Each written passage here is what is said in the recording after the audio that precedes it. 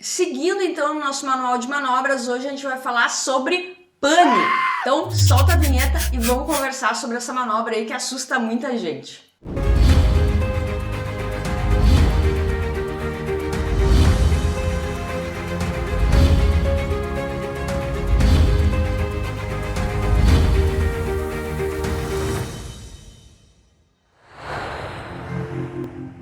Então a pane, ela é uma manobra que precisa ser treinada quando o aluno ele já está num certo nível um pouco mais avançado, né? Ele já domina o pouso e a decolagem da aeronave, já domina o voo alto, já sabe fazer curva, mas ele precisa aprender a reconhecer e a reagir em momentos de pane, o que fazer, como fazer. Esse treinamento é extremamente importante, não só para aquele momento ali do treinamento, que pode vir a acontecer uma pane, né, que caso aconteça, muito possivelmente você vai estar com o instrutor, exceto se você estiver voando solo. No caso de estar com o instrutor assume os comandos e o aluno fica com as funções secundárias ali, como por exemplo a fonia. Mas o mais importante é que o aluno comece a entender como que é o raciocínio quando acontece uma pane, quais são as prioridades, porque depois, quando vocês estiverem voando aeronaves mais complexas, vão haver outros tipos de pane. E existem várias panes que podem acontecer numa aeronave de pequeno porte, como por exemplo o fogo no motor, pane do motor após a decolagem, a baixa altura, a alta altura, no circuito de tráfego. Então existem várias possibilidades e nesse vídeo aqui a gente vai se ater primeiramente aos fundamentos. Depois a gente vai passar por pane alta, o que fazer quando tem uma pane numa altura significante, pane numa altura baixa, o que fazer quando eu não tenho tanto tempo até chegar no solo, e por fim, os erros mais comuns dos alunos ao executar essa manobra. Então, vamos lá. O princípio básico que vai acompanhar vocês para o resto da vida na aviação é voar, navegar, comunicar e gerenciar. Tá? Então sempre nesta ordem, voar, navegar, comunicar e gerenciar. Por que isso? O primeiro ponto mais importante é voar a aeronave, é controlar a aeronave, é ter certeza que tu realmente está nos controles, apesar de ter tido um problema. Então voar, né? Voar é o mais importante, controlar ali a aeronave, estabelecer uma atitude positiva da aeronave e colocar a aeronave para uma determinada posição. O segundo ponto é navegar, então estabelecer, ok, estou no controle da aeronave, quero ir para lá. Quero ir para aquele campo, observei, vi que não tem obstáculo, é uma região onde eu vou poder pousar, vou aproximar 180, vou aproximar 90 graus e por isso que o treinamento de aproximações vai ser tão importante lá na parte prática do curso de vocês. Em seguida, estabeleci o controle da aeronave, estou indo na direção desejada, eu vou comunicar. Então eu vou comunicar seja para o controle, seja para a rádio, né? Vai depender do espaço aéreo que tu tiver. Se tu estiver voando numa escola, vai ser possivelmente na frequência livre ou na frequência determinada daquela região e tu vai comunicar o que está acontecendo. E por último, então, a gente passa a gerenciar os recursos ali, né? A quantidade de combustível, como que tá, qual é a pane, posso fazer pesquisa, não posso. Por vezes, tá? A gente pode trocar o comunicar e o gerenciar, tá? Vai depender, a gente vai falar sobre isso, principalmente se tu tem tempo hábil para comunicar ou se é preciso gerenciar antes, tá? Então, isso pode mudar de ordem dependendo da situação que tu te encontre. Mas, via de regra, a gente vai ter esses 4 pontos.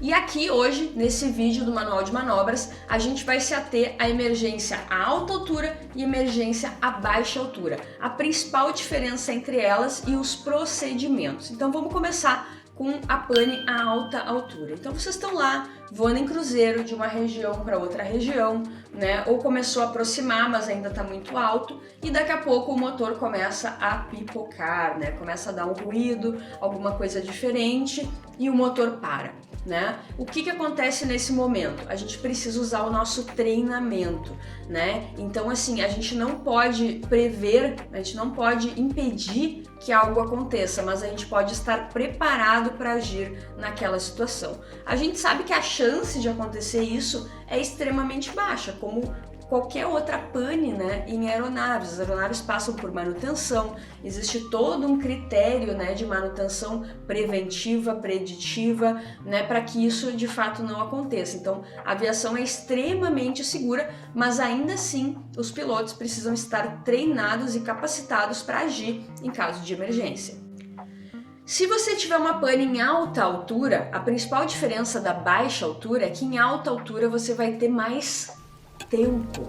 Então isso te dá mais tempo para pensar, mais tempo para reagir, e embora tu faça isso de forma bastante ágil, afinal de contas vocês vão estar treinados para isso, tu tem tempo para agir, então é mais confortável, né? Ou menos desconfortável, porque tu vai estar longe do solo e tu vai ter então esse tempo para reagir, para tomar as devidas ações. E quais ações seriam essas? Então, o primeiro ponto, voar. Lembra? Os princípios se mantêm, voar. Então, estabelecer uma velocidade e um campo. Então, primeira coisa, velocidade. Velocidade é vida, já diria um instrutor meu. Então, tu vai, com o pitch da aeronave, né? Tu vai estabelecer uma determinada atitude que provê uma determinada velocidade, que é a nossa velocidade que a gente vê lá no curso teórico, né? Velocidade de melhor planeio. A velocidade que tu vai o mais longe possível, né? Que os componentes ali, os vetores da resultante aerodinâmica, eles vão se relacionar para que tu vá mais longe possível, mesmo sem a atuação do motor.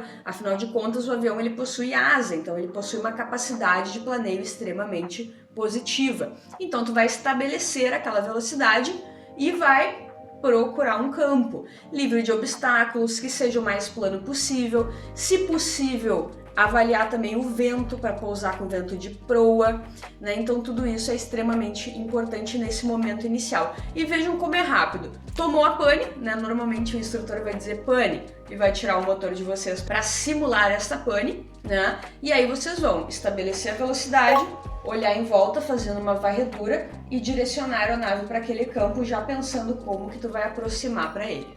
Essa parte de direcionar o campo e aproximar para ele já é a parte da navegação. Lembra que a gente falou? Então, voar a aeronave e navegar. E agora a gente pode comunicar e gerenciar, ou gerenciar e comunicar. Como a gente está alto, a gente pode comunicar e gerenciar, né? Então vai falar lá, Papatango Alfa Bravo Charlie, pane simulada nesse caso, né? No local tal, em tal altitude, descendo para tal altitude, vai comunicar ali para que as outras aeronaves ao entorno saibam onde vocês estão e o que vocês estão fazendo. E como estamos alto, a gente pode fazer também a pesquisa de pane, que constitui nas aeronaves de pequeno porte em abrir o carburador, né? O que significa isso? Eu vou liberar ar quente lá para o meu carburador, porque pode o motor ter parado por uma obstrução de gelo, por exemplo. Vamos verificar também se a seletora do combustível está aberta, né? Ela pode ter sido fechada ou alguém ter batido o pé ali e ter fechado alguma coisa. Então, ar quente, né? Aquecimento do carburador e seletora. Posteriormente, a gente vai verificar se a mistura está rica, né? Então, se está sendo liberado o combustível de fato para o nosso motor. E vamos então, com isso, tentar reacionar o nosso motor ali pela chave, né? Pelos magnetos. Tentou reacionar, o motor voltou. Excelente, programe o seu pouso e mande a aeronave para manutenção, tá? Não é porque o motor voltou que a gente vai sair dando banda por aí, porque se ele falhou é porque com certeza ele tem um problema ali e ele pode vir a falhar novamente. Então não é prudente continuar esse voo. Programa o pouso para o lugar mais próximo e manda esse avião para manutenção. E se a pesquisa de pane não solucionou, tu verificou todos esses pontos, mas ainda assim o motor não voltou, a gente prossegue para o nosso pouso de emergência para aquele local que a gente já tinha brifado, fazendo uma aproximação, dosando a questão da rampa, né? Se está alto, se está baixo, se vai precisar glissar, se vai utilizar flap ou não, fazendo uma aproximação de preferência utilizando o vento de proa, né? Se isso puder ser avaliado, e todos esses detalhes que vocês vão aprender lá no curso prático de vocês. É importante salientar que esse checklist de pesquisa que a gente falou, né, ar quente, seletora, mistura e reacionamento, ele precisa ser feito de forma memorizada, tá? Porque ainda que tu esteja alto, ainda que tu tenha tempo, a gente não vai puxar o checklist para ver item por item, tá? Então isso precisa estar mentalizado na cabeça de vocês, até para ter mais agilidade durante essa pesquisa, fazer ali rapidamente, ok? O aluno até pode solicitar depois, se tiver tempo, que o instrutor pegue o checklist e confira se todas as ações foram realizadas, mas o aluno precisa fazer esse checklist de memória, até para já se habituar com os procedimentos de padronização operacional que ele vai encontrar depois numa aviação mais complexa. Lembrando também que após a simulação ter sido encerrada, o aluno não vai até o solo, tá? O aluno não toca no solo e a gente simula ali uma arremetida mais ou menos a 700 pés acima do solo ou outro número que a instituição de ensino de vocês tem estabelecido. Os erros mais comuns na pane alta são a escolha de um campo inapropriado, mau julgamento do vento, não conseguir visualizar de onde vem o vento, variação de velocidade durante o planeio, não manter a atitude correta da aeronave, oscilando essa velocidade, oscilando a rampa. Dificuldade de ordenar a pesquisa, né? Não fazer a pesquisa na ordem correta, esquecer, se perder. Esquecer de comunicar a pane na fonia. Esquecer a aplicação de flaps sucessivamente durante a aproximação na simulação de pouso forçado. Esquecer do corte da simulação de corte do motor com pouso garantido. Então, quando a gente está na rampa, tá tudo certo, pouso garantido, a gente cortaria o motor se fosse uma pane real. Também retirando objetos cortantes, óculos, né, para preparar a aeronave ali para o impacto. Então, isso é feito de forma simulada, obviamente, né? E muitas vezes o aluno esquece de simular o corte do motor após o término da simulação. Não arremeter na altitude de segurança que a gente mencionou, né? A gente não vai até o solo, a gente simula ali 700 pés ou outro número que a instituição estabeleça. E também, ao arremeter, né, se perder ali durante as ações da arremetida, esquecendo de recolher o flap normalmente para flap 10 ou outra configuração de flap que a instituição de vocês estabeleça no procedimento de arremetida após pane simulada. E na emergência a baixa altura, muito disso se mantém. Afinal de contas, o problema é o mesmo, porém a gente não tem o mesmo tempo para desenvolver essas ações. Então é extremamente importante que esses procedimentos eles estejam na cabeça de vocês, estejam mentalizados para que vocês consigam reagir a isso de forma fluida, né? Não precisa ser rápido e enlouquecido, tá? Mas ele precisa ter um certo ritmo das coisas acontecendo ali, né? E que para também não te dê um branco, não congele, né? Para que gere uma ação cadenciada. O mais importante numa pane de baixa altura é manter a aeronave controlada, ou seja, na velocidade de melhor planeio, e estabelecer um campo. Se der tempo, você comunica e se der tempo, você pesquisa, porque a prioridade é pousar a aeronave com segurança. Ah, Karen, mas se eu tivesse feito a pesquisa, poderia ter solucionado. Poderia, mas você está a baixa altura, então você pode não ter tempo de fazer a pesquisa.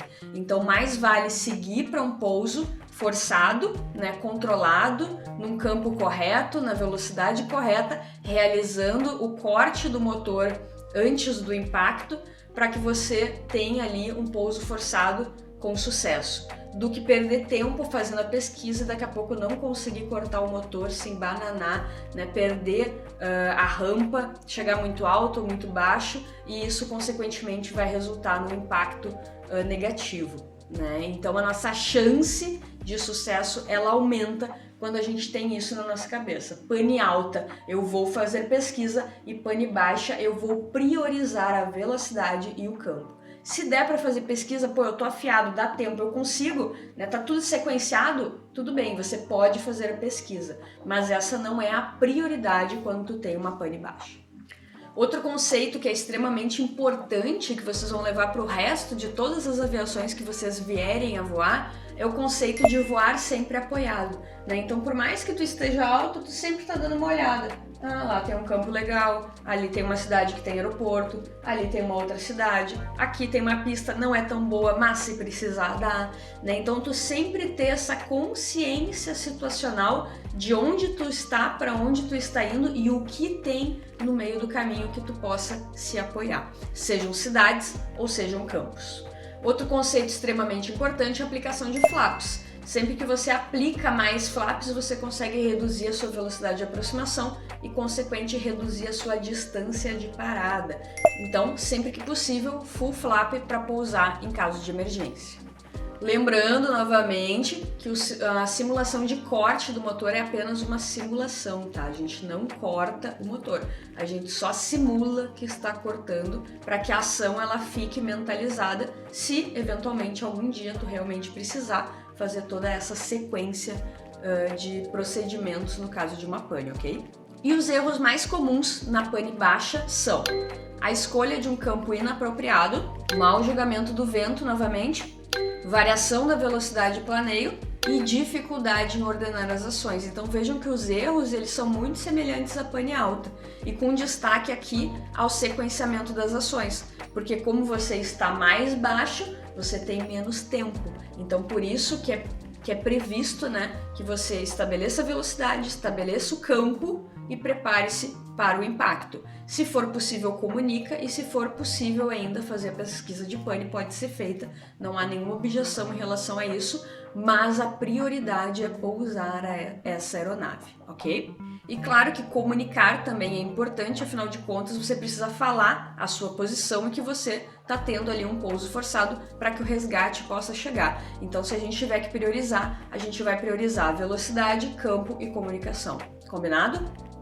Então esse foi o vídeo, foi o episódio falando sobre panes, pane alta e pane baixa. Eu espero que tenha sido esclarecedor e que tenha contribuído aí com o seu processo de formação da parte prática. A gente tem uma playlist aqui no nosso YouTube com vários episódios. A gente está fazendo todas as manobras para ilustrar essas situações de cabine, levando mais conhecimento e agregando mais cultura aeronáutica aí ao seu repertório. Então é isso, conta com a gente. Aqui embaixo tem toda a descrição dos nossos links, dos nossos cursos, de como você pode ter mais contato com a gente, seja no YouTube, seja no Instagram, seja através dos cursos que a gente disponibiliza para você ter uma formação mais sólida, com conhecimento técnico apurado, o que você realmente precisa para chegar na cabine de comando de uma grande aeronave ou de outra aeronave que você tenha o interesse. Trem de pouso baixado travado e eu te vejo no próximo vídeo.